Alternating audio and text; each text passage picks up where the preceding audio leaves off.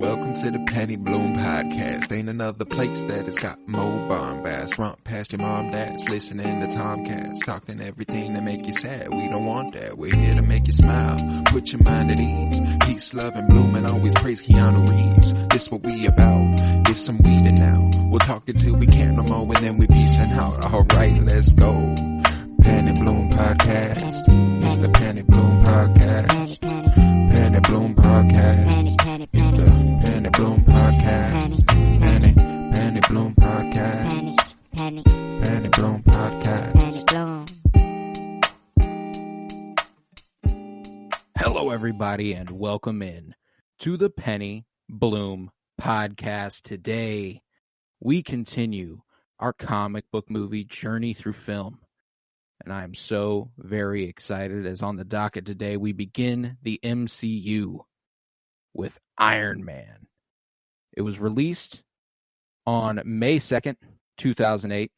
It was written for the screen by Mark Fergus and Huck Otsby and Art Markham and Matt Holloway. It's a lot of people work on that screenplay. Directed by Jon Favreau. I am Colton Robertson. I'm joined by Joseph George. What's up, homie? Oh, what up, what up? Always a pleasure to be here. Oh, and it is always a pleasure to have you. And on the screen below me that I can see and you cannot, back for the first time in 6 fucking months, we got K. Beasy, Kyler Barnett. What's up, homie? Not much, man. Good to be back. Been a long time since I got back on. Got to nerd out with the boys, so I'm ready. Yeah. Oh, I'm fucking ready, man. And it's so nice to have you back for Iron Man. This is not the first podcast that me and you have done on Iron Man. That's a fun fact. I think that was my debut. I think that might have been my debut. Well. Wow. Okay. Long ago, before I was, I at one point in the run of this podcast, I was nervous to kind of stake claim and make it mine, because me and Tavares started it together and we did everything together for several weeks. So I started a different thing for a second that has like 8 episodes. I think it's all still available. It's called Koro's Companion Podcast. And me and Kyler sat down and talked all 3 of the first Iron Man movies. Iron Man 1, 2, and 3 in a single day. Yeah, on site too. Live. Yeah. Live location. It was right here. It was like right where I'm sitting. Yeah. Since then, I was like, this is too much work. I'm just going to put all of it on the Penny Bloom Podcast. Yeah, man, dude. I'll tell you what. I've seen the evolution of the channel in like a big way. And I just mean into like all spanning. I mean, like even just the way it's done now. Like I've seen it evolve multiple times in that regard too. So it's crazy to think like we literally just sat in your room in the basement and just grinded it out. 3 movies, 3 straight episodes. That's crazy. It was 3? Yeah, we went at it. That was goddamn. Man. That was at the beginning of 2020. Yeah, crazy. Yeah, we recorded. I think it was January 2020, and I was building up a backlog to eventually release, but that was a long time ago. But yeah, we're back like we never left. Kyler's actually been on enough episodes, hosted enough episodes, I think the 3rd most besides me and you, of this podcast, where he doesn't get the feature credit in the title of the episode. He's just a host on the podcast. I've kind of arbitrarily decided that if you've hosted like 10 to 15 episodes or a series of any kind, then you get co-host and you're elevated beyond guest. Kyler is far beyond guest at this point. Yes. Yeah. Yes, I like indeed. it. But K. Beasy, since this is your first time in the comic book movie project with us so far, I think. Yeah. How you feeling about Iron Man, fresh off a rewatch? Man, I told you guys this last night in the group chat when I started it. I was like, gosh, I don't think I've watched start to finish, like, and like really like thought about it while watching it. Maybe I had it on in the background, it was on TV or something halfway, but like since Endgame, I don't know if I've really truly sat down and like really given this a hard watch. And man, I mentioned this about one of the performances in this movie, but like it's amazing the difference of like what a 2008 comic book movie feels and looks like versus, what we ended up getting to down the road with even that same character, which is crazy to think about. It all started here, kind of, I guess, Hulk, great. Stuff's evolved a lot. Yeah. But Gosh, I loved it. I'm a big Iron Man fan. I mean, it's on the water bottle right Oh, here. there you go. Nice. The Tony Stark Industries shoes in the background. So I Cheers. might be a little bit more of a homer in this regard, but I do love this movie, and it's hard not to have a soft spot for this movie being the kind of the origin of what came to be. And so Robert Downey Jr. just He's good, you know, man. the person himself, just, what this movie ended up meaning to him career wise, just That's like true. that's something that watching it now just hits so much differently and stuff. So just, a lot of, it's impossible not to have a good time and enjoy this movie, I guess is kind of what I'm saying. There's just too many feel good aspects about it. Tony! That there's definitely some camp, like per the 2008 time. So dude. that's also great. There's a lot about this movie that I kind of forgot, but since we've been doing this project and kind of going in chronological order of comic book movies, period, this actually has a lot more in common with what came before it than I thought. Yes, that's exactly the reaction I was does. thinking. Yeah, man, like it is a very 2000s ass movie at points, man. But Joe, how you feeling about Iron Man fresh off of this rewatch? Man, I don't know why. Like, I guess it just has been a while since I've watched it. But I don't know. I've definitely watched it since Endgame. I'd say probably a couple months to maybe half a year since it's been the last time I watched it. And for some reason, I was like, I knew it was always high up in my comic book movies, and I've always loved Iron Man. I rewatch the shit out of this one all the time. Like before Endgame, I would watch this movie so much. And then I watched, like, I had this thing in my head where I'm like, I don't know why, but I feel like I hold this movie up too high. Like I talk about this movie too highly. But then I watched it and I'm like, I don't really think so. I don't think that. I think the movie's just actually kind of there. Yeah. Like it's as an origin movie in the MCU. Like, I'm trying to think of the other origin MCU movies. Black Panther's pretty freaking strong, so that's hard. Guardians is also, like, you get a lot of origins in there, so, like, I think it's more hard, it's easier to compare to more the origins from that time frame that came out around that time. You look at what some of the other movies were. Cap. That one definitely carries a lot more of the load of kind of, I think, anyway. I mean, Captain America, like, I do like that one. I've probably rewatched that one more recently than I had Iron Man. But I don't know, that one just feels so different because of the time era and stuff, like aspects of it, and tonally so different from a lot of the other ones. But dude, I think Iron Man, like, I don't think there's anything wrong with holding this high. There's just too many endearing and redeeming qualities about, like I said, just what this movie ended up meaning. It's impossible for me to rewatch it and not have a little bit of a, heart on for it, I guess. Yeah, a little smile on your face. I get it. Now, I'm left in a place that's I was going into it curious how I would feel. It's been a long time since I've watched this movie. Probably a few years. I think I've watched it since Endgame, to speak to what you guys were talking about, but I don't know when that was. Probably in 2020. But so I was curious. I've become a lot more familiar with Robert Downey Jr.'s work beyond Iron Man. Jon Favreau has obviously gone on to do all sorts of stuff with The Mandalorian and such, all sorts of Star Wars. So I was just very curious to see how this is aged now that I'm familiar with a lot of the people's involved work on a greater scale. And it didn't disappoint. I didn't feel much different about it than I already did. This is not one that I actually, compared to you guys, I glommed onto Captain America when I was younger. Actually, more specifically, Thor. Thor was my fucking guy. That was the one that I think everyone thinks Thor's just cool as fuck. Thor's the god, man. Like, I fucking come love on. Thor. But no, coming from a place now where I can, I'm not either or. It's got to be one of. I can like all these motherfuckers. You were a Team Cap kind of guy back then, or still are? I mean, like, if we're talking Civil War, absolutely. I just like, I don't know. At the time, get there eventually. True, fair enough. We will get there eventually. That's but true. no, I enjoyed this. I enjoyed this movie a great deal.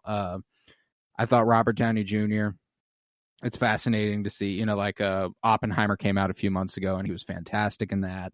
I watched Zodiac recently, which was 2007, only a year prior to Iron Man, and he was fantastic in that. And that one, sadly enough, felt a little bit more real. Yeah, is he like... Is an alcoholic that's I thought he had really, some really runs problems his to career him. into the ground. Yeah. Like, oh, wonder why David Fincher picked him for that. But hey, a That's year later, he's an Iron Man, and he is fucking killing it, dude. He is so goddamn good in this movie. People aren't lying when they say the MCU wouldn't have become what it did if Robert Downey Jr. wasn't connected to the first Iron Man. You know, if this wasn't him, I don't think there's any shot. Well, and I think it was able. I mean, you look at the state of Marvel at that time. If you know any, you know, if people know anything about it, they know, you know, the state of struggle and the kind of very big deal that gambling on this movie. It was a gamble, and especially with this lead actor. But it was the cheaper way out, and they had to go that route in any corner they could. And I think luckily the chemistry between Downey Jr. and Favreau ended up working fantastically. I think that it paid for the, you know, the prices they got paid versus the work they were doing, you know. But also in comparison to that, I think it gave the movie a lot of free press. I mean, Robert Downey Jr. was a redemption story. That's the movie, like, kind of, I know Zodiac had came out and stuff and he had gotten some praise for that. But like, this was the first, like, I mean, he is like the headliner. Like, this movie rests on your shoulders, you know. You know, what kind of weight do you pull still, and what kind of performance can you bring in? And so to me, I think that gave it a lot of attention in and of itself, and so a lot of pressure too. And so the fact that it was able to answer the bell and spawn this, I mean, mega juggernaut franchise type thing that it became and become a beloved actor and character to millions is ridiculous. Nah, man, I had a great time watching this movie. I thought that Jon Favreau's direction was actually was pretty fucking good. You know, I enjoyed his work behind the camera. I thought he got a lot out of his actors because this is an eclectic group. Robert Downey Jr., Jeff Bridges, Terrence Howard, Gwyneth Paltrow. It is kind of a weird mix. It is a weird mix, and it works. You know, I think that I'm incredibly thankful we got something beyond Terrence Howard later on with Don Cheadle. Not that I don't think Terrence Howard is untalented. I just think that Don Cheadle is one of the better actors living currently and one of the best actors in the MCU. So, like, I'm thankful for that switch. I don't think I'd feel the same way about Terrence Howard as War Machine next time. Yeah. Maybe. It was so funny, like, when I brought up last night, like I said, it was so funny to think about, like, God, imagine him acting in Endgame. Like, that was something that was real that happened. There's almost certainly no way that he would have, when Cheadle and when War Machine gets hurt in Civil War, they definitely would have just killed him off if it was Terrence Ferguson. Can we agree on that? Terrence Howard, yeah. Or Terrence Howard. I don't know why I always say Ferguson. That's an NBA player. Yeah, he plays for the Thunder, right? I almost think there's certainly no way that War Machine makes it through that movie if that's the case. Terrence Howard knew how to, like, I don't see Don Cheadle on, like, Tony's Playboy jet whenever there's, like, a stripper pole and, like, they're getting drunk and, like, they're having, like, that great time. You know, like, whenever all the girls or flight attendants are all out there. I don't see Don Cheadle doing that, you know? But, like, right. Terrence Howard...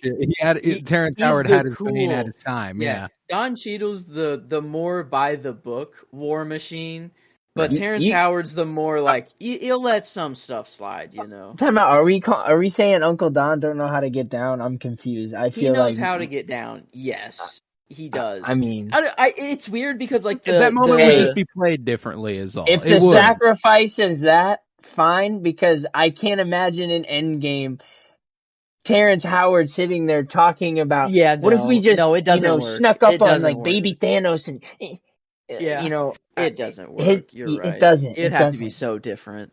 But well, there's not to mention that he wasn't forced out. He just asked for a ridiculous amount of money for the second one. Oh, really? He thought he was that big. He thought he had he wanted more. I'm pretty sure he asked for more than RDJ. Pretty sure that was the thing. is that he was like, I deserve this much, and they were like, please leave. He got humbled very quickly. And Yeah, they were like, we will find Don Cheadle and we will have a job for 15 years, okay? Like, crazy. Secret Invasion has, like, ruined the image of Rhodey, like, recently. Like, it was bad. Like, it was Skrull Rhodey. So, like, it wasn't really him, but apparently it's been him for a while. And we don't know really when. We don't really know when. At all. Sorry if I spoiled that. This is Skrull Rhodey. But that show fucking sucked. So, like, I don't even really care about spoiling that show. But, like, yeah, it's really weird. Like, Rhodey's in this really weird spot. But, Tony! Yeah, you're right. Terrence Howard just wasn't. And without this incident, and that's what I was trying to say about Jon Favreau. I was trying to give him props. I don't think Terrence Howard is bad in this. I'm glad we got Don Cheadle. I don't think, like, obviously I think Don Cheadle in this role is probably better. But I mean, like, I think Terrence Howard does more than enough to kind of have his scenes opposite RDJ and kind of, you know, he carries his weight. He does a pretty good job. I don't think he, like, next time, babe. Yeah. A little next time. That was good. Like this, when he's on the phone with him. I think Terrence Howard really rocks that scene a little bit. You know, I think he does a good job in that one. Like, I mean, Terrence, my favorite performance of the movie is quite obviously RDJ. That dude does incredible. I don't think the runner-up. What are we talking about? This is a Jeff Bridges exclusive. Get out of here. Is that your performance? No, I don't. That line delivery alone, he is the performance of the movie.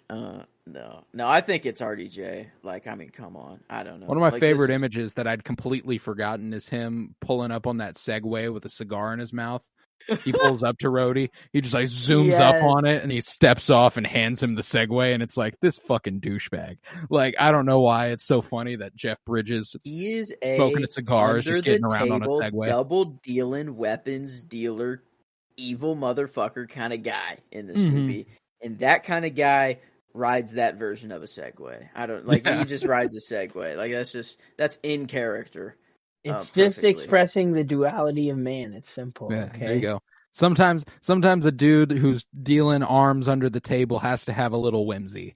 You know, nothing makes him feel more free from all of the crime and corruption that he's involved in than being on that Segway, wind blowing through, or well, I guess not through his hair, beard.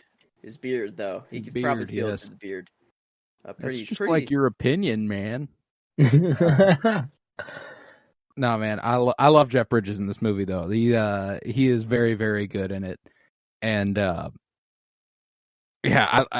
character, I think this is a brilliant way to kind of jumpstart a franchise, you know. I think that they use the classic, you know, mirror villain thing, to one of the best examples of it ever. You know, I think it's kind of something they fall back on. And I think especially, like, you look at what they did story-wise with it, like, in just the story alone, like, Tony Stark and Iron Man, like, he's leaving that world behind. He doesn't want to be involved in that life anymore, and now that's what he's fighting against as Obadiah Stane is leaning further into that more crooked and evil side. You know, it's like, they had to put out the blueprint. The simple one for this movie. And you know what? Luckily, like, everyone performed fantastically to make it. Oh, absolutely. I think they pulled it off. They pulled it off extremely well. When it came to the movies that came before it, like, as far as Marvel is concerned, it's fascinating to think about how Marvel was in a state of disrepair at this time. As if you look at the numbers since 1999, as far as our project are concerned, I think we've done, I can't remember how many movies, but like 75% of them are Marvel. You got Fantastic Fours, and you got Spider-Man trilogy, and you got Blades, and you've got X-Men, and you've got all this stuff in the last few years, and there's never been, like, they had several hits, but there was nothing that was going to stick like this, because none of them were officially Marvel Studios or anything. Marvel had to do something to get themselves out of a jam, you know? And Iron Man was what they did. Like, I think that's they took a big swing, and I think they kind of knocked it out of the park. And I think compared to those Daredevils and Blades and a couple of the Spider-Men, this is universal compared to those. Like, the audience is so much more wide for this movie. Like Blade, I feel like a lot of people will be like, "Oh, vampires." No. Like there's a large group of people that just hear vampires and are like, "Okay, I'm out." yeah.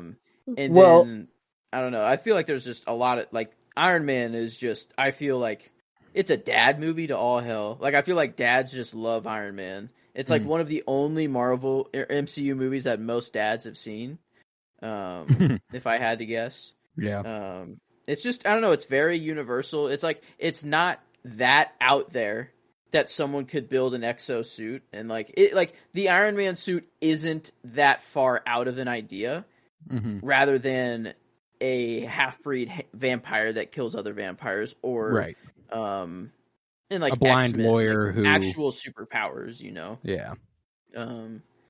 But I mean, like, you trade, like, you make it a little more relatable in that sense, you know, of where it's like, you know, this is an actual sort of suit that might be able to get built, but then it's like, at the same time, it's a genius billionaire playboy that's like the most, and that's the other unrelatable- reason that people love this movie, is because it came at a point where everybody wanted to be a genius billionaire playboy tech guy. You know, that was this gave a bunch of people a hero worship they actually wanted to, you know, fuck with. You know, Batman's too dark and brooding. He's not fun. You know, he's people want to be Batman, but they don't want to be Batman. You know what I'm saying? Like Iron Man, they're like, oh, I would love to be that guy. How about I'm Iron Man? You know, like that's it gives the audience someone to kind of glom onto and be like, I want to be that guy. This could be fun. Yeah, it'd be fun. It would not be fun to be Batman for a night. For a it night. would not. For one it would night. Be torture For all one night, if you 24/7. could slip in, It's miserable. I mean, okay, that's the thing. I am far too short. His villains are be the most Batman. fucking dude. No. Just one night you go in Gotham and just fight just crime.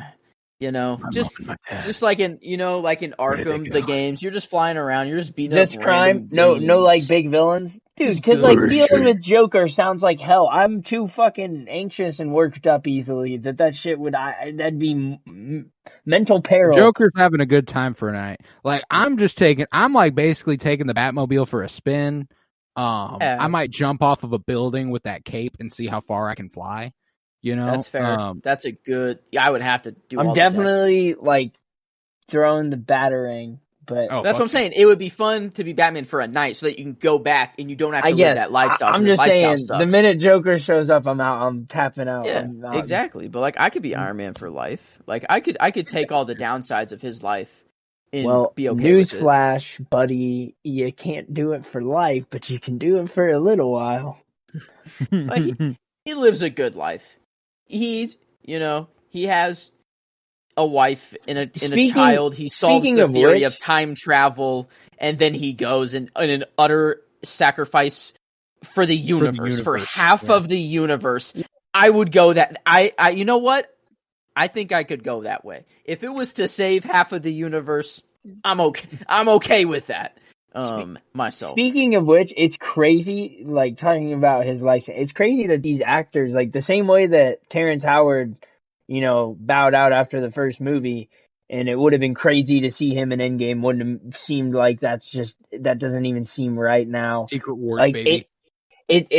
It's ridiculous to think that, like, the way these characters were performed and are in this movie versus are so many years down the road. It's such a credit to the actors and directors. So many different directors worked with these characters and, you know, were responsible for this overarching story arc over so many years. It's amazing that, you know, it honestly, like, that's why I can't even really be mad if the stuff, like, it's been taking a little bit of a turn as of late. It seems like, you know, minus a couple things here and there, and hopefully it kicks up. I have faith, but, you know, if it doesn't, I'm not holding any ill feelings, because the fact that you were able to, over like 27 movies or whatever it ended up being, you know, carry out these arcs in a manner that's pretty largely, in fact, gripeless, you know, is unreal.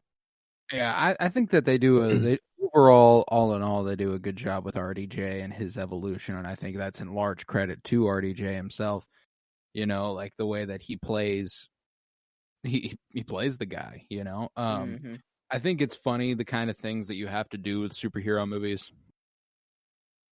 if you don't know how many there are going to be.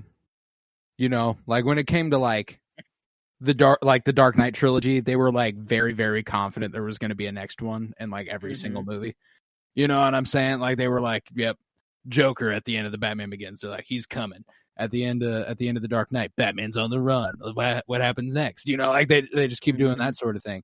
When it comes to Iron Man, and you could tell this is kind of a kickstart, but it could have been it. You know, it could have just been like, yeah, I am Iron Man.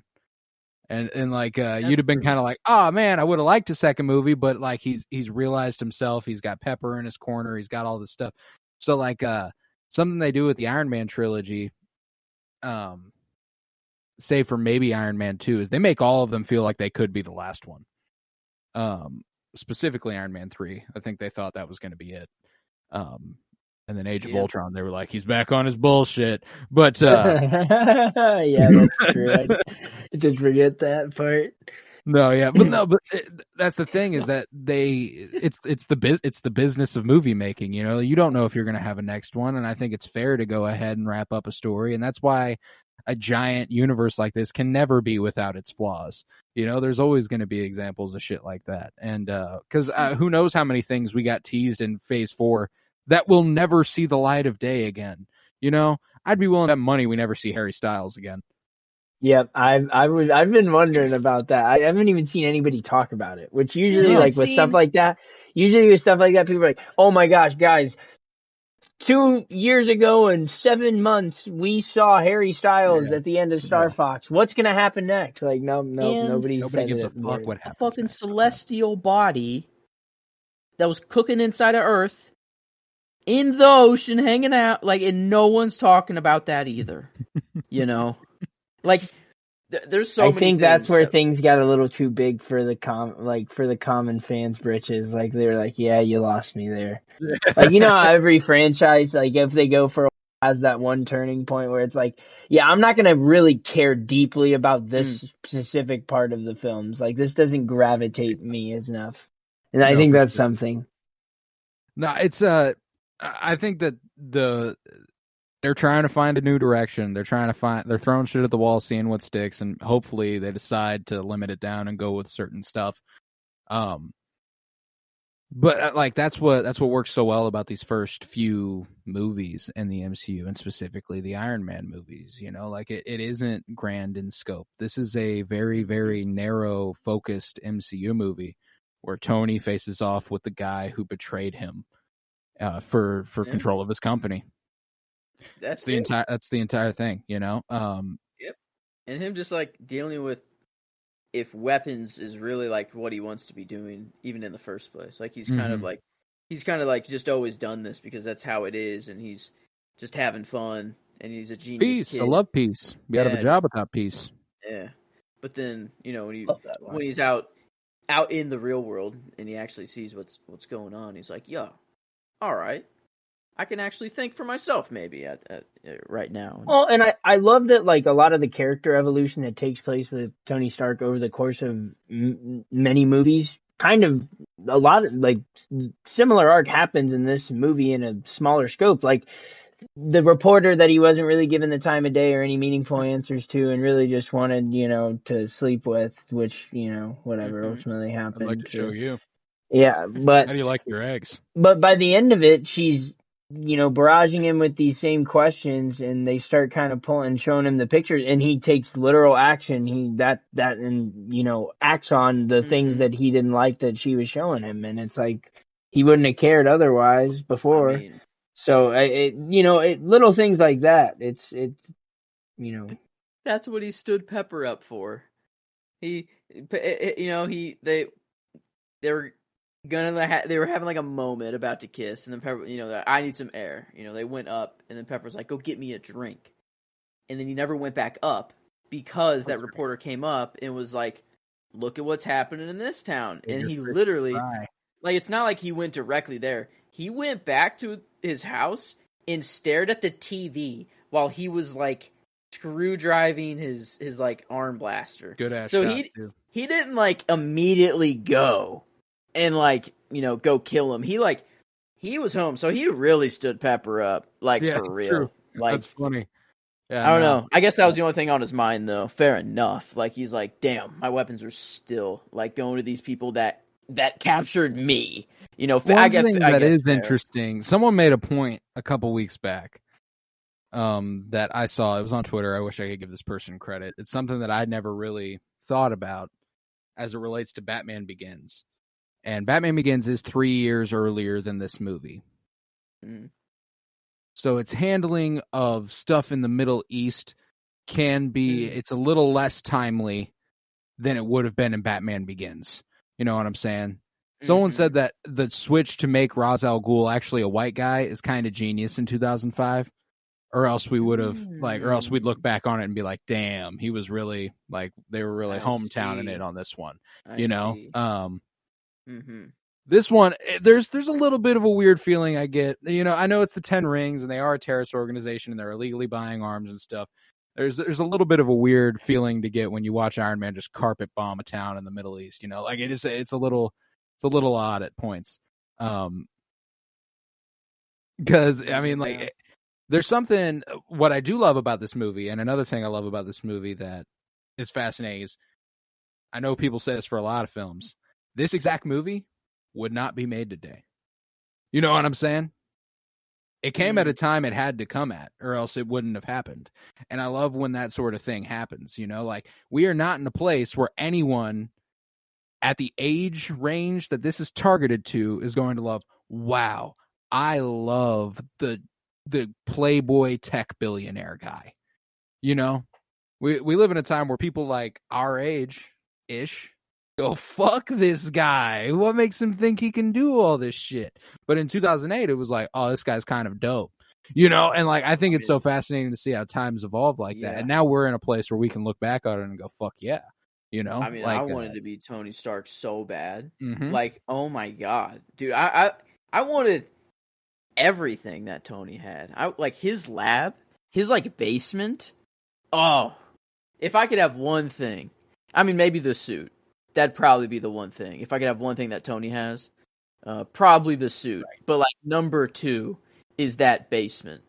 He's got that super comfortable broken in couch down there. I don't know if you caught that. This is my first time catching it on this watch. That couch is like the only thing that's like old that's down there. Like, everything else is super clean, sci-fi looking, you know, like perfect. That couch is like broken the fuck in. Like, I mean, it is like leather that is broken in. And like, I think that's a pretty cool detail. Just like you can just tell, like, he spends his time down there. Like, he's in the lab.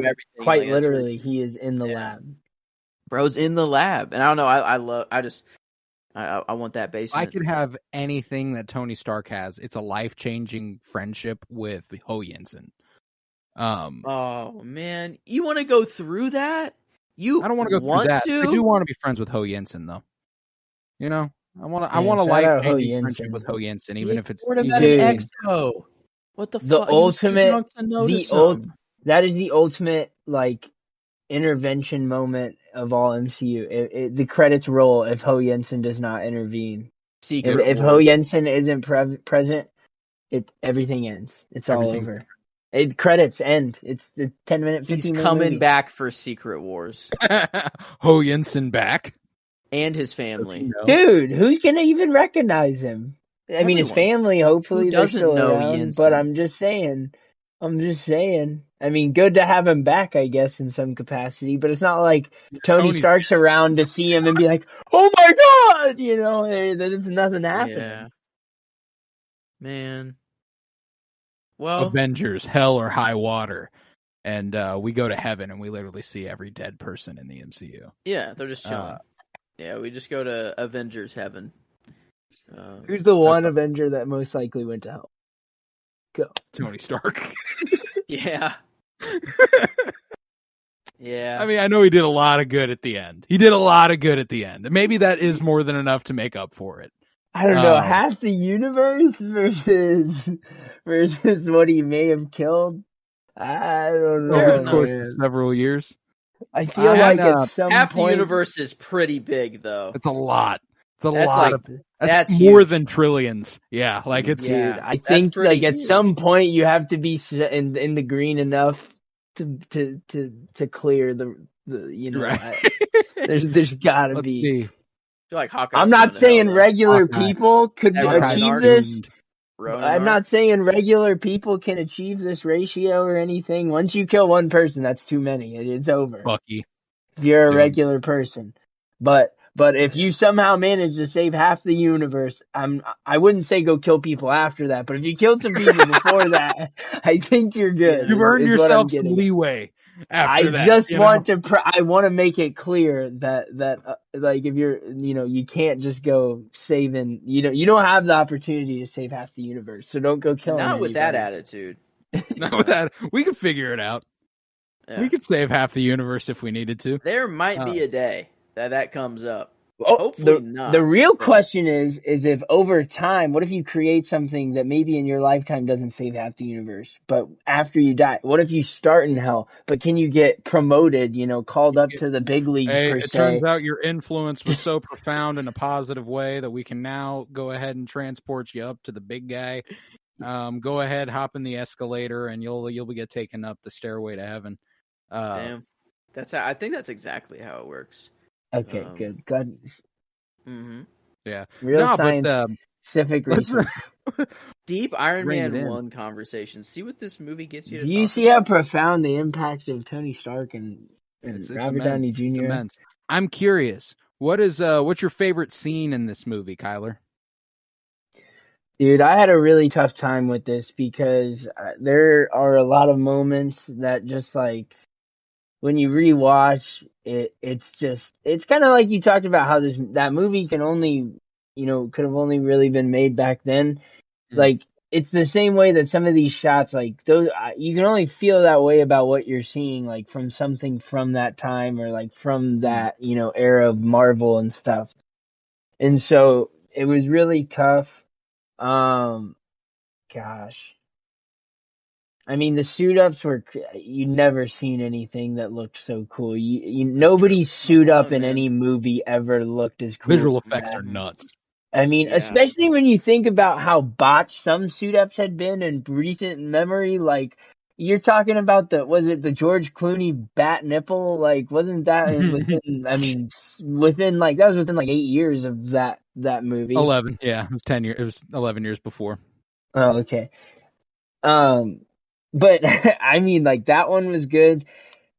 But honestly, the scene that I think really gripped me most in the movie was probably the hammering scene in the movie. Like that, just the sounds and everything that's working That's a in that classic moment. sound That just there, man. and what ended up like just if there's any one moment or shot in the movie that just demonstrates what Iron Man and Tony Stark came to be over all of those movies, that one shot in isolation can serve it up, just because the determination, like, in what's happening, he's doing it on the fly. He's making it with his hands, making it happen. You know With a what I box mean? of scraps. Building it in a cave with a box Yeah, of scraps. and so for me, I think that was something that just like really hit home, especially like I hate to give a scene like any credit for something that comes after it, because not many other scenes like necessarily have that.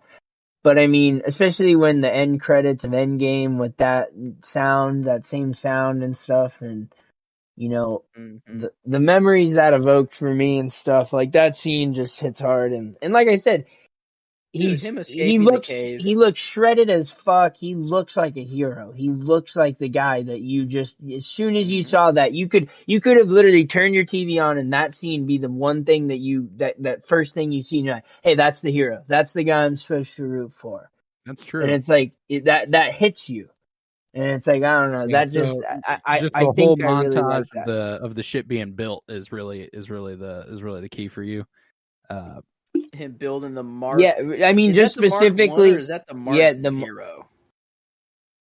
You know, I don't know. I don't think know it's what the you'd Mark call it. 0, or no, I think it's the Mark 1. Well, I I've think. I dubbed don't it the know. Mark 1. Like, I think it's even the just the Mark 1. 5 seconds where it's just him hammering in that sound that, like, Yeah. is so iconic. Like, That's your scene? or shot? Like just that one shot, or like that's your scene, like him doing that whole montage? Oh, I thought it was shot. I thought that's what I was supposed to My do. bad. No, yeah, that's a good shot, man. That is. I actually went with something that was not too far after that. Once he has gotten fully suited up, and he's got the big bulking Mark I suit. It's whenever he gets out there and he's shooting flames, right? There's like a row of flames in front of him, billowing flames behind him, and he's knelt on the ground, just flame throwing out of his wrist. Pretty sick. That was it. That was it for me. I was like, yep, that's the one. Love that shot. That was fucking gorgeous. Yeah. That was. I have two scenes, and I think I'm gonna go with the other one. But my honorable mention was him escaping the cave. Like, just like the first, like the soldiers run in there and they're like, where is he? And then that first guy like has to look up and like, and it's so dark. That's the cool part. They like almost go horror vibe, like Sam Raimi camp horror type. That shit one guy coming up with a pistol right behind him and it just deflects and kills him. Like, and the arc reactor just beaming up the whole room for a minute there, like lighting up the face, and the guy like horrified. Yeah, and just awesome. I don't know. I thought it was pretty hype. But that would be my honorable mention, I guess. What was your favorite shot though? But my shot was the Mark III. I think this would be the Mark III. The suit up. Whenever he's getting his mask on, he's like looking real serious. It's the first time he has the painted suit, the red.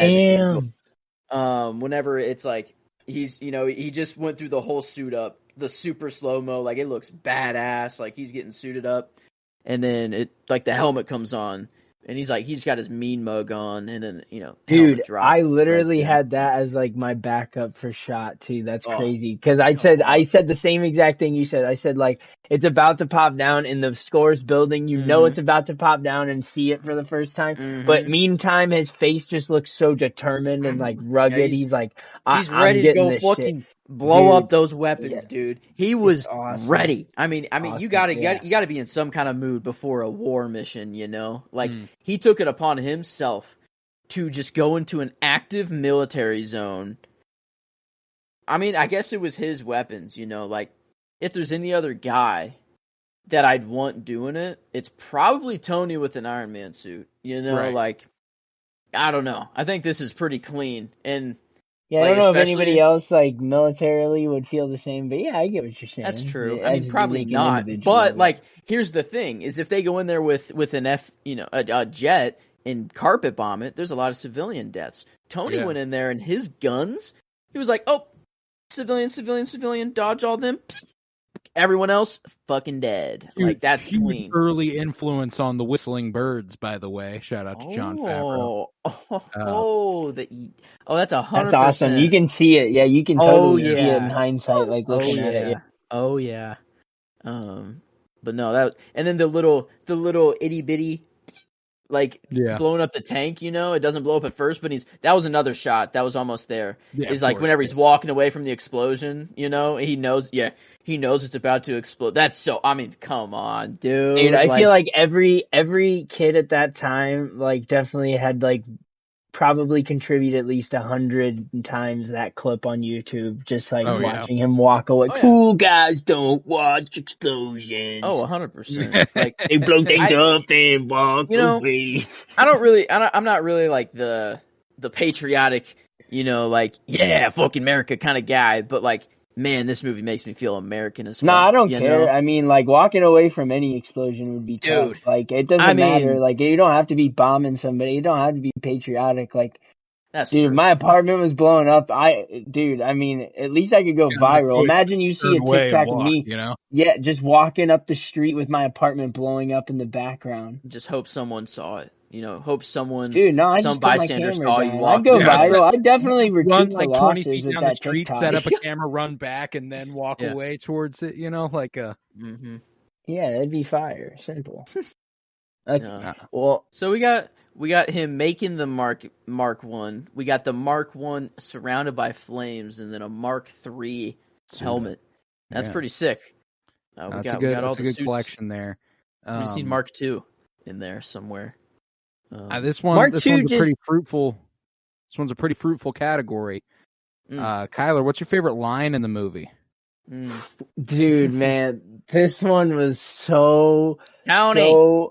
hard. Tony! And It's Tony. especially because it's so top and like back. It's so front and top, or it's heavy at the front and heavy at the back end as well, with like 2 lines right at the beginning and Okay. end. And I'm really caught in between. Man.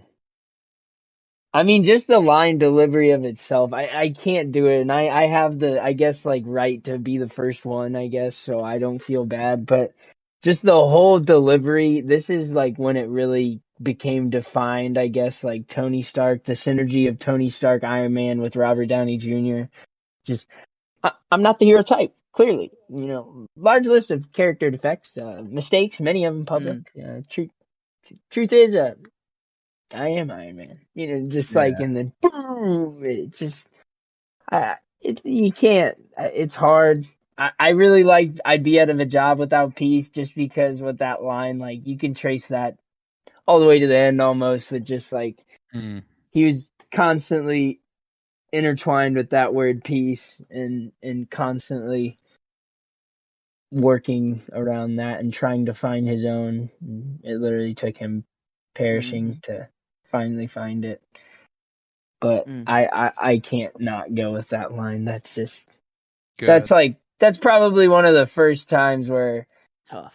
I didn't necessarily see this movie when it like came out in theaters. You know, I wasn't necessarily that kid that had been there. But like, I have to imagine that, like, in hindsight, if I had went to that movie, that'd be definitely the first movie theater moment right then that I'd like clap. Like, I would or like cheer, or like expect some sort of uproar. You know, that would be the earliest moment I can think of that I would probably like merit or warrant that type of reaction. Oh, fuck We could actually have someone give a press conference and stand up there and actually say for real that they were Iron Man, who would be the celebrity or person in the world that we would want in the suit? That we would want, yeah. Everyone thinks like Elon would be the guy, but you wouldn't want Elon. Not the one I want. You wouldn't, yeah. And like the suit would look. It's really Robert weird. Downey Jr. The suit would look. Robert Downey I don't know. Jr. Robert Downey Jr. It's just Maybe him. it is. It's actually him. Is it just him? No, it's probably a fucking astronaut. So imagine or somebody. Keanu Reeves with an Iron Man suit. What that man could do. Yeah, that does seem like a good answer. Wow, this podcast really does. It always circles back somehow. It somehow it's gotta make the way back there. We really are driving the Keanu Reeves hive. We are really just driving. Always. Plugs. Can't leave it behind. It's my heart. It's my soul. I guess if Scoob or Shag was up in there, I could be okay with Scoob. that. I would love to see Iron Dog. Iron Scoob. Man. Iron Scoob. Ryan. Rody. That's pretty good. Now we need to see the crossover. Secret Wars? Well, that's too OP. I don't know. That's to bring in Shaggy and Scooby. That's, I mean, whatever team they're on, it's kind of just over. But that's funny. No, but Joe, what's your favorite line of the movie? You know, I thought I knew mine by heart. I that's what I said to you guys. Like, I think I know all of my things by heart from this movie. I was gonna go with one line, but then one hit me.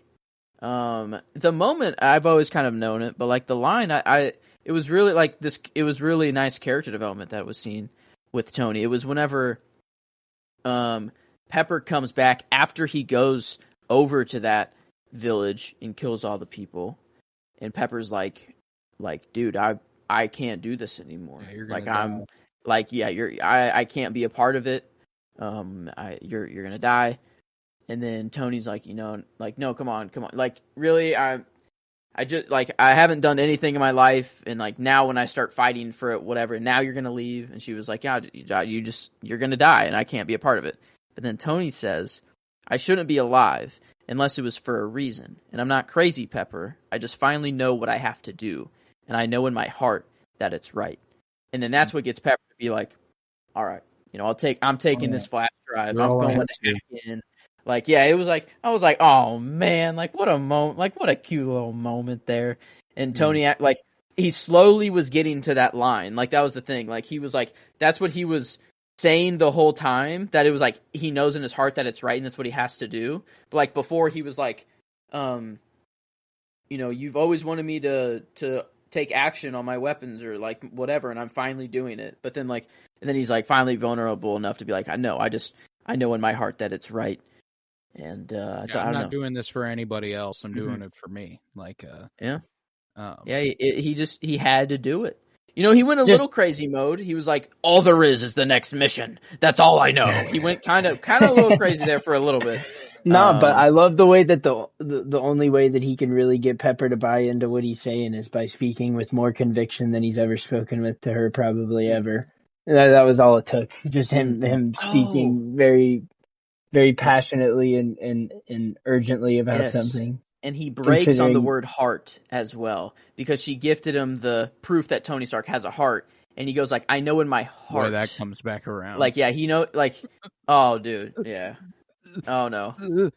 No. Which one is that? In Endgame? Yeah, but no, like, what arc I think reactor is that? I'm assuming they're implying he puts it back after he swaps it for a new one. He swaps it again. He keeps evolving, so I'm assuming that first one eventually goes back in that case. Okay. Fair enough. No, but that actually, I'll give you my line first. Tony Stark was able to build this in a cave with a box of scraps. I mean, come on. I fucking love Jeff Bridges' delivery of it, man. And I know it was a corny pick, but Kyler took my only other option, so I was like, I'm gonna go ahead and go with it. You know? Dude, and I almost went with the Jeff Bridges line too, because like just the delivery in the moment in the final battle scene when he's like trying to rid the world of weapons, Tony, and you gave it its best one. Mm-hmm. You know, it's like that's just so good versus bad, like just the easiest. Like that's just. It was an alley-oop, basically. It was easy to hit home, but Jeff Bridges really delivered it. Good. Yeah, he's a talented actor, man. I love him in almost everything he's in. Yeah, Obadiah is nice. For some reason, I think it's Jebediah. Sometimes, it's a more common name. Yeah, I don't know why. I always think it's Jebediah. He has an Amish background. It is just Obadiah. He went rogue. But yeah, I don't know. I thought the temporary paralyzing or whatever you want to call it. Yeah, that was cool. That's something I kind of forgot about. Yeah, that was it's really not cool, Colton. It hurts. It's only for 15 it's minutes. Literally cool. I mean, yeah, it's gotta suck for those 15 minutes though. That's incredibly unethical technology. It's one of the only things in this movie that there's no fucking way. The U.S. government turned that down. Shame the U.S. government had no interest in this. They absolutely fucking would. Right. They stole that shit and made it for themselves or something. They said we could do it better. Yeah. No, they're on that. Gnarly shit. Tech. They're on that. I literally thought it was like a shot of some sort. I completely forgot it was just like, it makes a fucking sound. Yeah, because he has his earbuds in to block it out. Yeah, That's scary. It's a freaky piece of technology. But I was gonna go to my scene after what you were saying because it's a scene with Pepper and Tony. Mm-hmm. My favorite scene in the movie is whenever he hits up Pepper. He's like, "Hey, how big are your hands?" And she's like, "How big are my?" He's like, "Yeah, how big are?" And she's like, "Well," and he's like, "Come here." And then she comes down there. Just everything that plays out after that. Mm-hmm. Her reaching into his chest and stuff and shocking him and him being like, I'm going into cardiac arrest. That's all that's happening. We're going to have to go ahead and put that in. You know, like just that whole thing was a perfect little, I think, a microcosm of what their entire relationship becomes.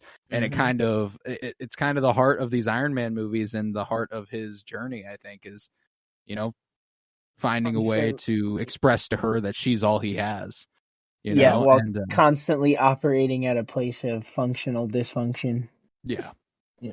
You know, I like to think that he knew, like he thought this through like before, you know, like he knew that she would pull it out, and like he was just being cute. Like this is his way of being cute with Pepper, like freaking wanted her the out a little chance. bit, but knowing it's gonna be okay, you know, It's like sort of "You'll thing. give me a And little like, heart attack, but yeah, it's like no big deal. like, oh, I'll make her worry about me at the same time too. He's Yeah, smart. yeah, I'm He's sure like, you that know, like, cardiac riz really goes a long way. with her. exactly. No, yeah. The not pus. Cardiac It's like, arrest. she's like, ooh, pus. He's like, no, it's actually just blah blah blah fluid from the superconducting magnet that I have in my chest. You know, You wanna he's like, make he's out? trying to rizz her up, dude. You want to This is make all- out?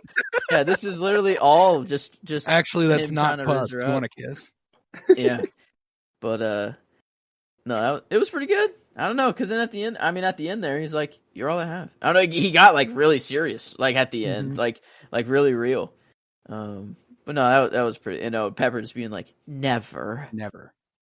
ever make me do anything like that again." And it's certainly not the last time she ever had to do Well, something. Pepper, you'll fight Yeah. in the Hey, literal guess what? battle Here to in a save couple half years- the universe. Nope. Here in a couple years, you're literally gonna be injected with like fucking fire fluid. I don't That's even know true. what the fuck She you call does. it. You She become does your own get in- little superhero, actually. Yep. And then A you're new- gonna, I'm gonna, TPK nuclear we're gonna say reactor. psych on that, and then we're gonna come back to it again eventually later.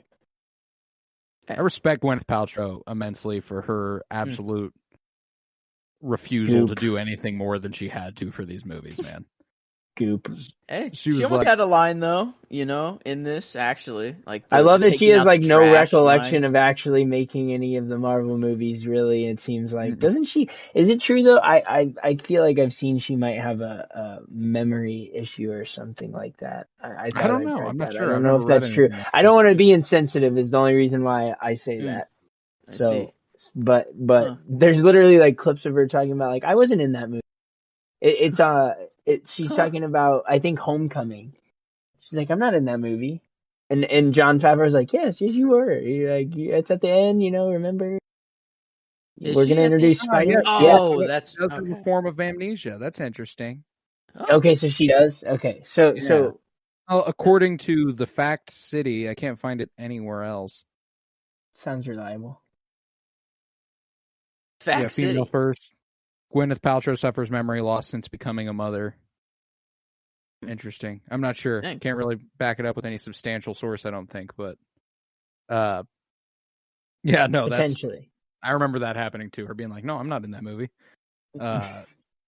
She's in one scene, you know. Yeah. So I mean, a little bit of. And there's like, also the leeway fact that there. like the way Marvel shoots movies. Yeah, it's also very confusing, I'm sure, in that regard. When they release versus when they record, or like, hey, we have you here today. Why don't we shoot this real quick? Yeah, or something, shoot probably, over to this lot and we'll get you in real quick, you know. Like, hey, we got another movie coming out in like 7 years instead. We're gonna just get you out of the way, though. That's a good scene though. No, but that's my favorite scene. Kyler, what about you? Yeah. What's your favorite scene in the movie?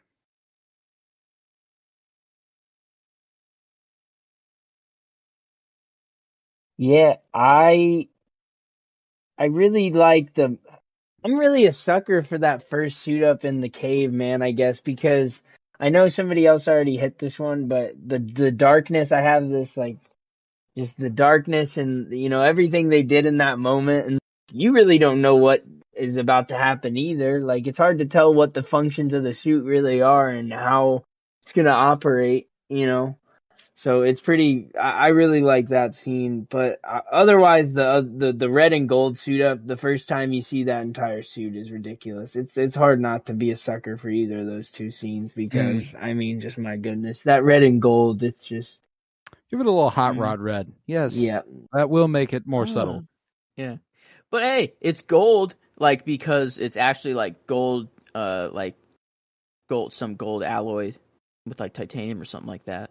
Like so, like that's how he solved the cold problem, the ice problem, is he used an alloy that wouldn't freeze up there, and that's why it's gold. And like it's just because the things that you know, like just has to be like that's shit in space is gold because like that shit just doesn't freeze. Like like it's why like over the visors, like in astronauts' helmets, like there's a gold foil because it like reflects the radiation away. Like if they didn't have that, like they'd be cooked. Like I like the amount of the fat. It's like the fastest sunburn of your life if you don't have that gold visor. So bizarre. Just practical. He has a lot of practical upgrades from Mark 1 to 2. That's significant there. That's pretty significant. Brody would have gone out there if he suited up and fucking died. If he'd have just been like, yeah, I'm gonna throw this bitch on and take it for a spin, he's done. You know, like that's he's not making it out of the garage. Up there. He's not making it out of the garage. You saw what Tony looked like at 10% thrust capacity. That's my scene, actually, Mark II. And like you see the slow build up to it is like he just has his boots on and like his hand stabilizers, and it is just that 1%. Like he's struggling, he lands on his car. Like, I guess that's after like the first flight that he lands on his car because he just comes through his roof. But like almost landing on his cars, whatever. Oh, he gets thrown up into the wall first, because it's like. Let's start nice and easy. 1% power though? No, or was that 10%. Like, it was 10%. that. He So said, that was let's start 10%? Nice and easy. Let's say 10% capacity. So 10% is what flung him up. 1% is what kept him hovering. Holy shit! Yeah, that's kind of nuts to actually think about. But then, like, whenever he suits up and flies, and he's like, "All right, Jarvis, no, let's go. I'm ready." Jarvis is like, "Dude, there's still terabytes of calculations." Dude, he's like, "Sometimes you gotta fly before you can walk, Jarvis. Let's roll." And like he just flies out and like I don't know. I thought it was just a really like you see like the camera in the helmet like here with all the HUD and stuff like that. And some people say that's just like Robert Downey Jr.'s ego being too big, where like he needs to see his face like in a suit that's all masked up. But like I think like any actor, they still do that. Like that's they had the means to do it, and I think it adds like a really like a cool. Frankly, aspect if that is a Robert Downey Jr. ego thing, it's well earned. Like you ought to. Yeah. He's the actor. I want to see his face. I think if there's anything the Mandalorian has shown me, it's that I don't want to look at somebody what I was getting ready to say. Motionless helmet the entire time. Like whenever he's like screaming like whoop.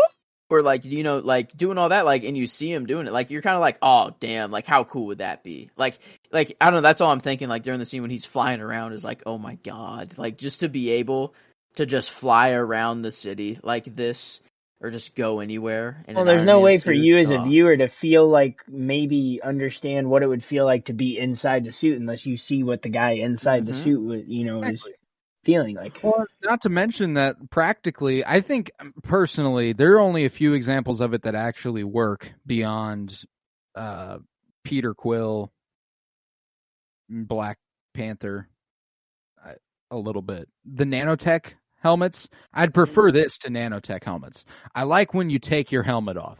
I like when it removes from your head or it slides back or something. I think that's cool. I like the practicality of it. I can't stand that in like Thor Love and Thunder. He can like push a fucking button and it just dissipates. That's stupid.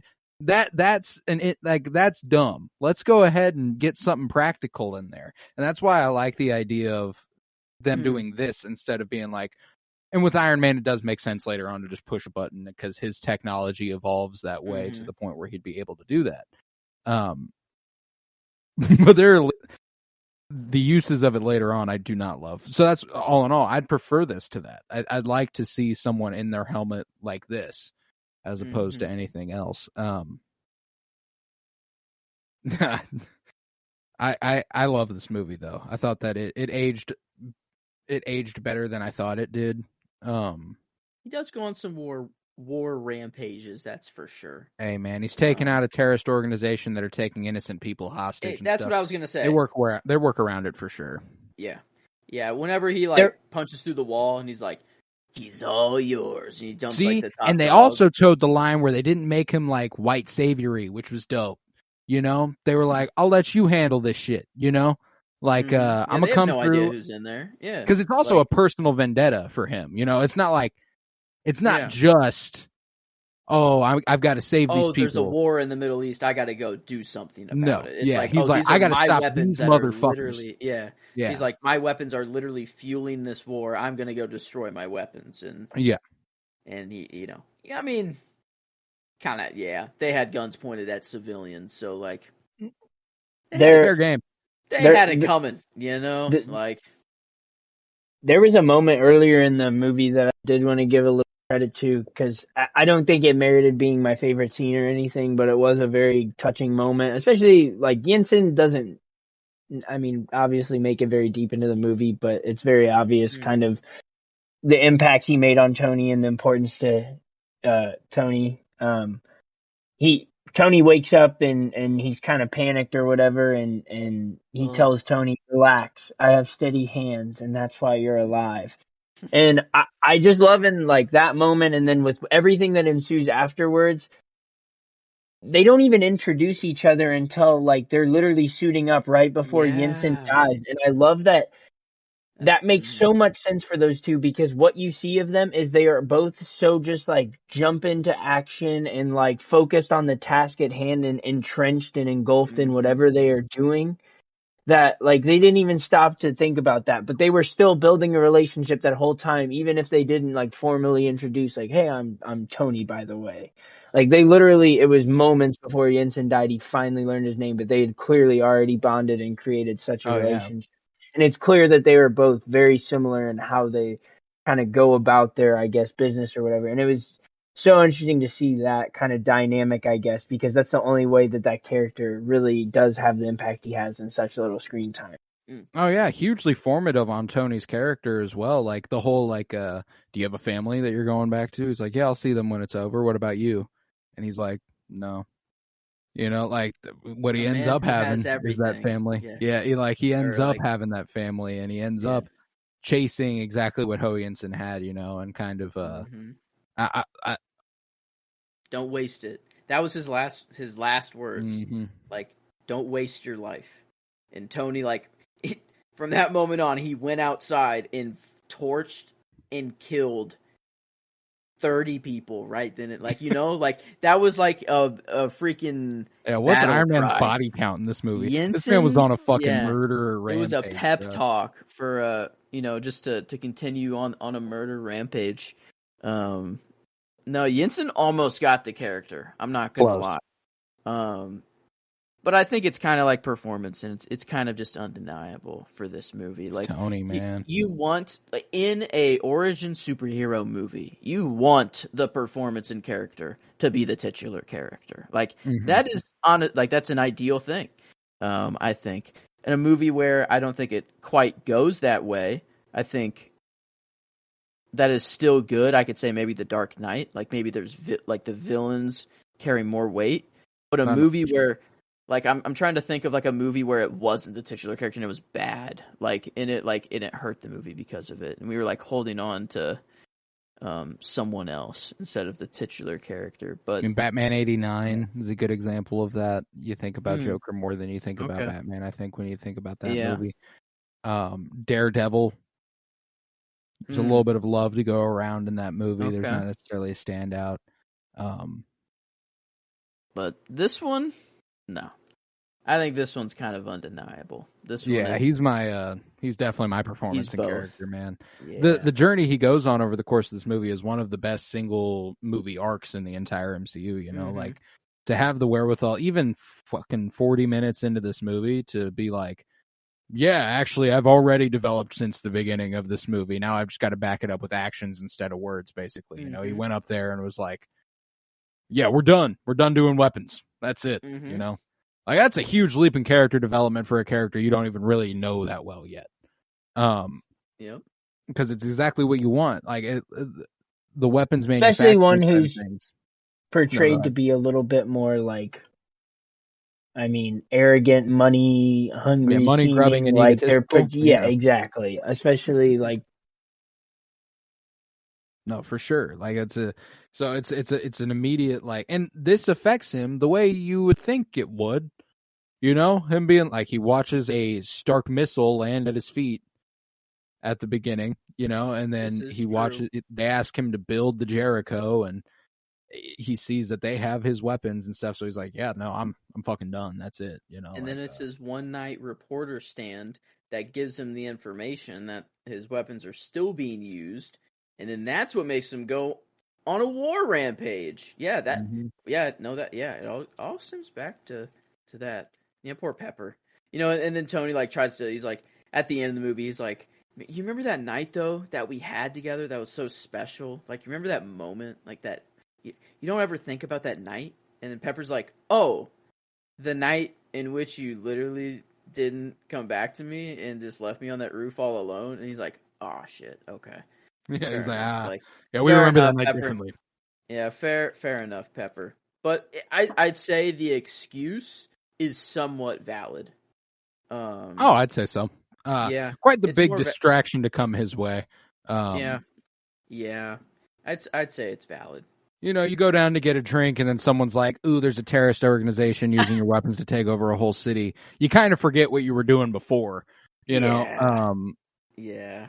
Damn. He did tip that bartender $100 though. That'd make my night. It's little details like that are just kind of cool in a movie. I don't know why, but like, his like room whenever that reporter wakes up and then like the windows slowly fade and like Jarvis is like, the weather is blah blah blah blah today and all that just super cool. I mean, dummy. Love the dummy arc. Him being the thing that ends up saving him at the end. You know, he does the one thing right, dude, and it's grabbing the heart. Yes, good boy. The biggest unsung hero in all of Marvel. Without Dummy, Tony dies there, and we don't get half the universe saved. Everyone dies. Actually, Thanos succeeds in killing everyone. If Tony isn't alive, Dummy is responsible. Dummy saved the universe. Just point it at me, and only shoot if I am actually on fire, or and then later it's like, don't even aim at me. It feels like I'm going to spontaneously combust. Yeah, you're making me feel bad, dude. And I know I caught in the he built that whenever he was like young, whenever he was in MIT, but he was like 12 or like 14 or whatever in MIT. So like maybe that's why it's like not as good as his other tech or whatever. But he is sentimental. He is sentimental, you know? Like, I don't know, like, you are useless. Like the way he like just berates him and talks shit to him the whole movie. It's so funny, man. You are useless. See all this stuff on this table, this phone, you know, what is this, dude? What do I even have you for? Picture of me and my father. Throw it in the throw it in the garbage. We don't need any of it. I mean, especially coming off of Oppenheimer, it's funny to hear how much Howard Stark was important to building the building the atomic bomb. They're like, my father worked on the Manhattan Project. And Jeff Bridges being like, without your father working on the atom bomb, imagine what would have happened if he was as selfish as you. And it's like, he's the Oppenheimer. Man? Yeah, yeah, exactly. No, he says two back-to-back lines that are like, oh wait, what? Like, oh wait, you're wrong there. Like, it's like, yeah, your daddy gave us the greatest weapon there ever is. Like, imagine the world without it. And he says like something else that's like, well, like, you're like, I don't know. You're close, buddy. What is it? Oh my god! When does he say that? Like, are they fighting on the street? Yeah, they're fighting at the time. Yeah, okay. Man, it's gonna piss me off. Throwing him into the bus and then blowing it up and then watching him like fly through the air. Dude, there's some funny action in this movie. The car, whenever he picks it up and sets it down, and the lady panics and presses the gas and runs him over. Come on, lady. Come on. I guess, you're scared. The motorcycle. The guy's driving the motorcycle, and Obadiah Stane literally just snatches it out from under him. That guy's dead. That dude's dead. That dude, he's dead. He was going probably like 40 miles an hour, and then just his bike was gone, but he was still going 40 miles an hour in the opposite direction of where his bike ended up. On some nope shit. Yeah. Pretty much. I can't believe I just watched that movie. Is it on the roof after he has his helmet off? I could not tell you. I can't tell you specifically. I feel like he has the helmet off whenever he says it to him, though. For some reason, I don't know. I'm trying to find out. I don't think I'm gonna. I built this company from nothing. He says, maybe that wasn't it. I don't know. Tony Stark was able to build this in a cave. Yeah, with a box of scraps. If you can't build it, just go steal it. I thought that was hilarious. He's like, the engineer's like, it's impossible. We literally can't do this. He's like, all right, make me a little tool that can fucking go take it out of his chest. Fairly certain that the guy who's like, I'm sorry, I'm not Tony Stark, is the kid is the guy who played Ralphie in A Christmas Story. Yeah. That's fucking incredible. And he comes back in Spider-Man. Yeah, exactly. Yep. Yeah, Peter Billingsley. Wow. I don't think I know I've probably known that in the past, but I was just kind of like staunchly reminded of it. Like I was like, that's fucking Ralphie. But nah, man, I love this movie. It's a good one, and it's sitting in a good place with me. Do we think we're ready for a rating? Unless Kyler has a character or performance that's not RDJ. Yeah, no, it's Yeah, RDJ. okay, It's I RDJ. figured. Enough Then said. yeah. Enough Yeah. said. Enough said. It's just him. He's that guy. Yeah. He is. But Then yeah, we as are is ready, as then. is the usual, me and Joe have gone on. This is our 30 what? Third, 32nd, 34th. 34th movie, the first one back after the Scorsese spotlight, by the way. This is so since we've done this will be our 34th rating. We know exactly what all our other ratings are, how we're comparing against everything. So we're going to go ahead and give Kyler a chance to rate it alongside us. And we do enjoyment, we do genre, we do adaptation, and we do critical. And whichever ones you would like to sit out, you can sit out. We'll adjust it accordingly. But enjoyment wise, on a scale of 1 to 10, Kyler, where are you sitting with this movie fresh off the end here? Going with a 9. That's strong. A 9 enjoyment. I like it. I like it. That's a good. I'm debating. I don't know exactly where I sit. It'll have to be kind of based off of other things, I think. But Joe, on a scale of 1 to 10, where did your gut take you prior to, maybe looking at other numbers? Where did your gut find you? I did kind of go to 9. Because 925, Batman Begins, and V for Vendetta. Maybe. Right. But maybe feeling a little too high. 9, Batman Mask of Phantasm, and Batman Forever. And then you go down one more, 875 would be X2. All right. It's right around there then. It is. Yeah. I think. I mean, I'll give it a 2, 9. I'll throw it right down the middle there. I think I like 9. 9 is where my gut took me. I think I do put it above X2. I'll give it to you. I'll give it to you. Because I'm looking at it on my ranking here, my personal little comic book movie journey ranking, and it found itself at 8, which is below Batman Begins, X2, V for Vendetta, and Spider-Man 2, but above Batman Forever and X-Men. I see. I have it at 5. I put it above Batman Begins and V for Vendetta. There's I feel like a lot more nostalgia with this one. And as X2, well. then I assume. Yeah. X2's at 8 for me. There. And then Gotcha. X-Men at 9. Okay, so my 5 is your 8, and my 8 is your 5. Yeah. Yeah, that's actually Beautiful. weird. But yeah, I love me some Iron Man.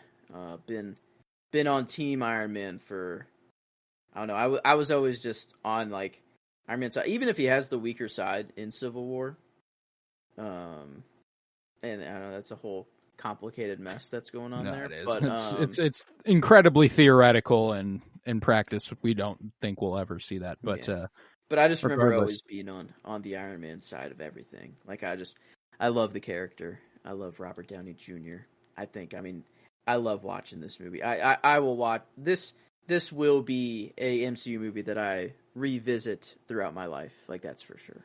I think I could actually count the amount of times I've seen this on one hand. Wow, I cannot. I think I could. I would guess this was probably my fifth viewing of it, maybe fourth.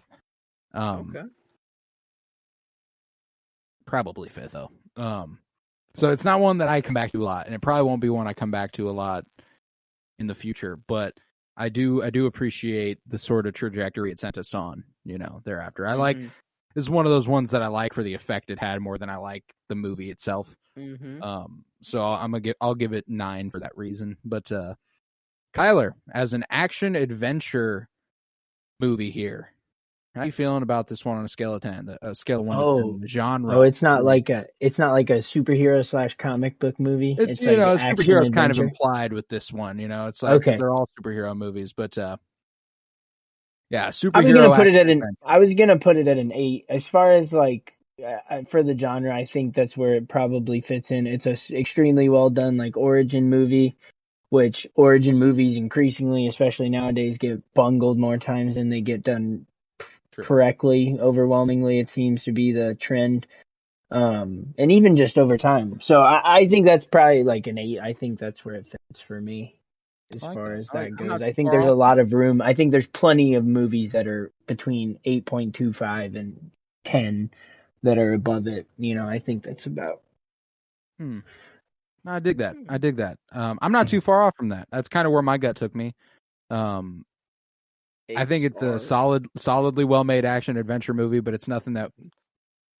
I mean, I don't think it's anything we haven't seen before necessarily. I just think it kind of brought a life to like when you look at Hulk 5 years earlier, they're structured quite similar, I would say. They're very similar movies in essence. I think this one's better, so it elevates on it a bit in that category. But I think an 8 is fair. I think it's about where I come down.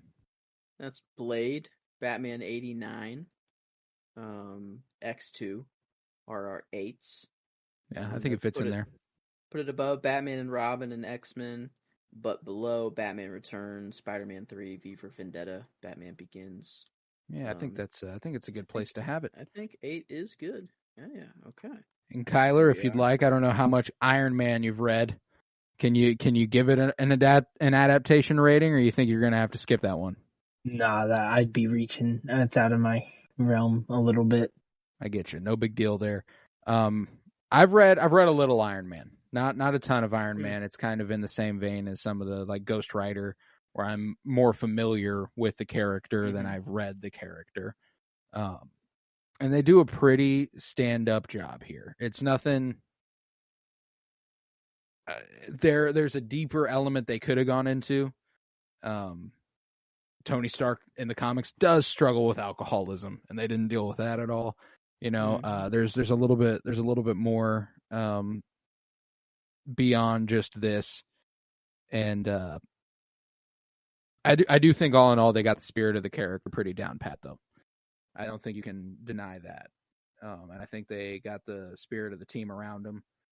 It's pretty damn good. It's pretty solid. I'd say, I don't know. I guess I've read like the early issues of Iron Man.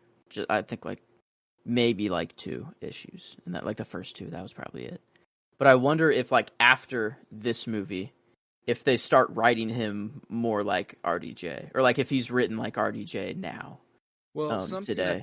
That he's drawn like RDJ, that's for sure. But there's something that a lot of MCU movies kind of adapted from is the Ultimate Universe. So this carries a lot of stuff in common with Ultimate Iron Man, the Ultimate comics for him. And in that regard, it does a very good job. It does a pretty good job in that section of comics. But I think we've had better adaptations. I think we've had worse adaptations. So it does pretty good. I think about an 8 doesn't sound bad to me. Spider-Man 3, above Batman Begins, below Batman Forever, Spider-Man 2, Spider-Man, and those are 10s. But be around the Spider-Man 3 vein. I feel good about that. So I like that. Okay. All right. Now Critical's all that's left here. Critical's all that's left. And Kyler, on a scale of 1 to 10, just how good or bad do you think this movie is? All around. All things considered. Try your best to capture everything you can in one little number. Mm-hmm. It's a near impossible task, but we try it. It's like all-encompassing as a movie. Action, direction, acting, score, everything you can think of that makes a movie better or worse.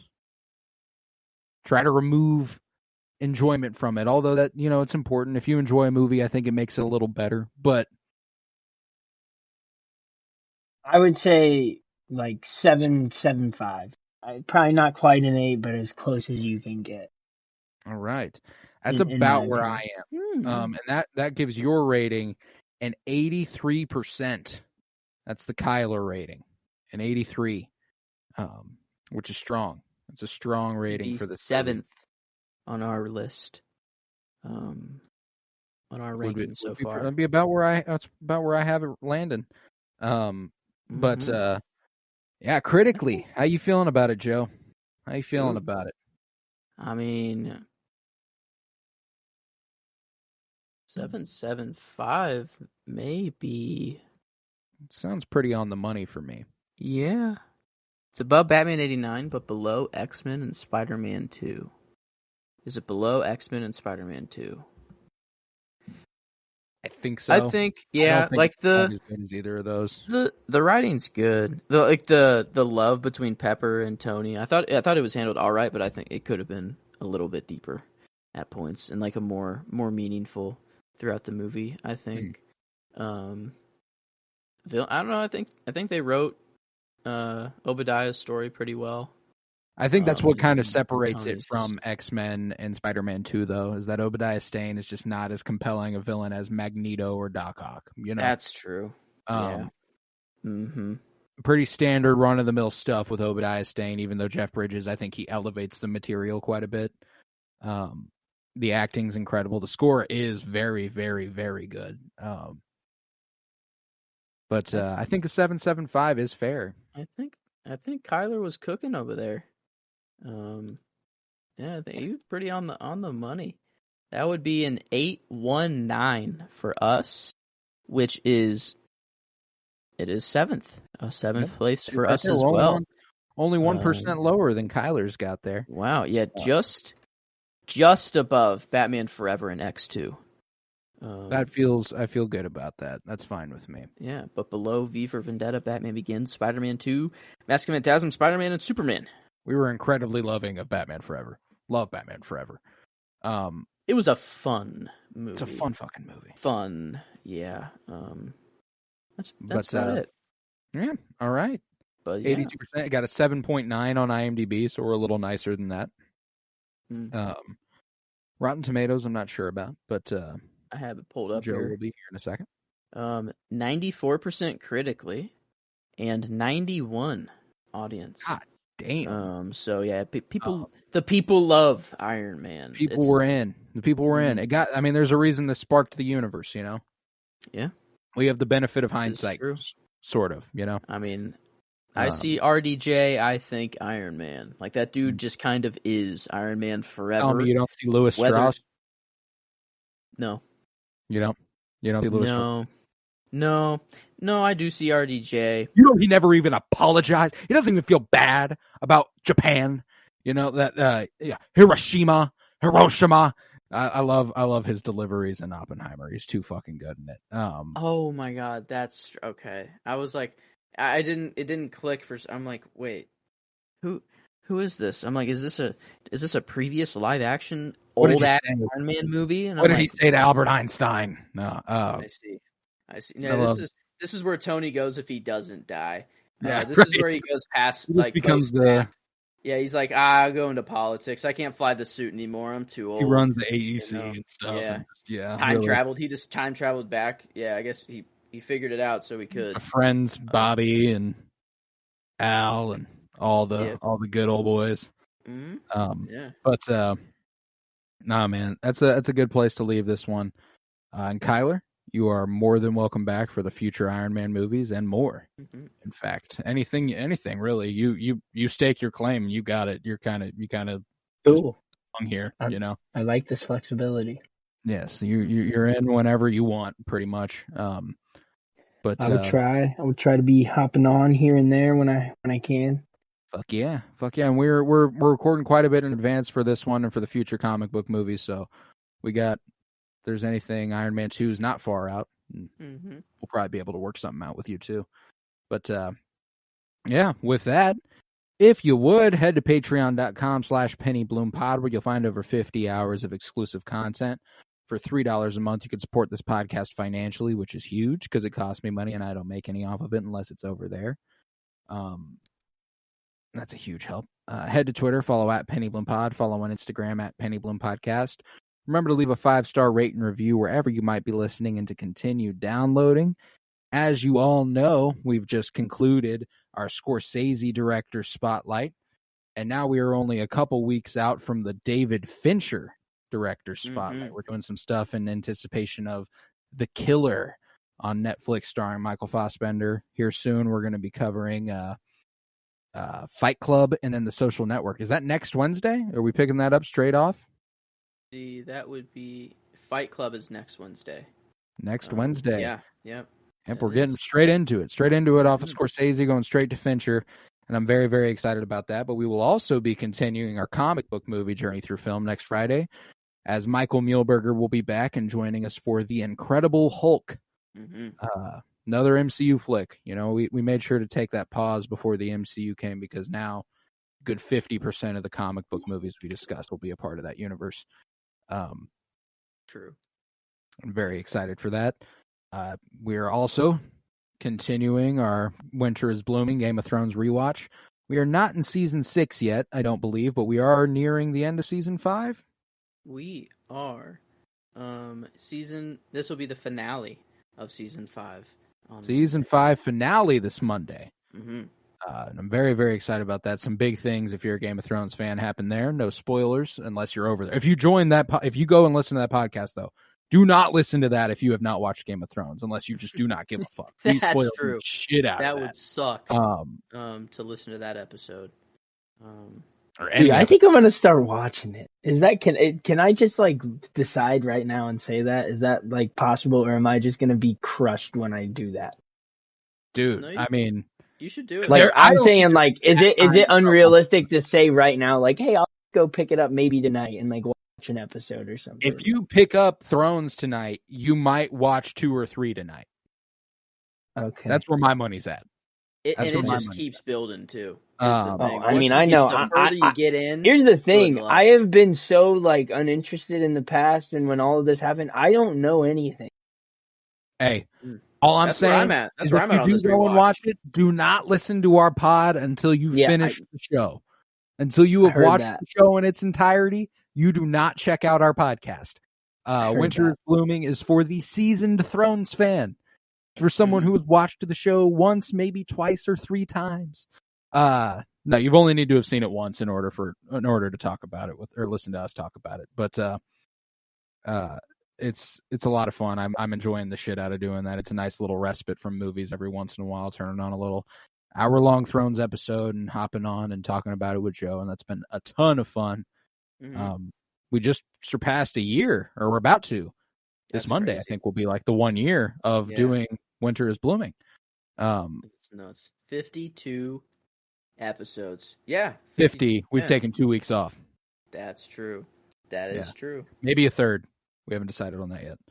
Damn. Yeah, that's crazy. It's been that long. But keep trucking through. Man, it's been a ton of fun. But remember to support SAG-AFTRA and WGA and their struggle against the studios. Seems fucking ridiculous that these motherfuckers, these Obadiah Stane-ass motherfuckers can't come through and pay their actors. Just support the people that work for you, and they're the ones making you money, so why not reimburse them with the money they deserve? It only makes sense. It makes too much sense, honestly. I think that's the problem. It's just logical, It's not. It defies logic to not pay people for the work they do, So, seems simple enough. But with that, I was Colton Robertson. I was joined by Joseph George. Thank you very much, homie. Oh, thank you for having me. It's always a pleasure to be here.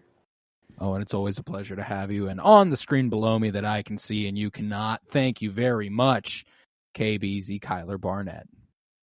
Anytime. Absolutely. Remember, peace, love, and bloom. And Tony Stark was able to build this in a cave with a box of scraps.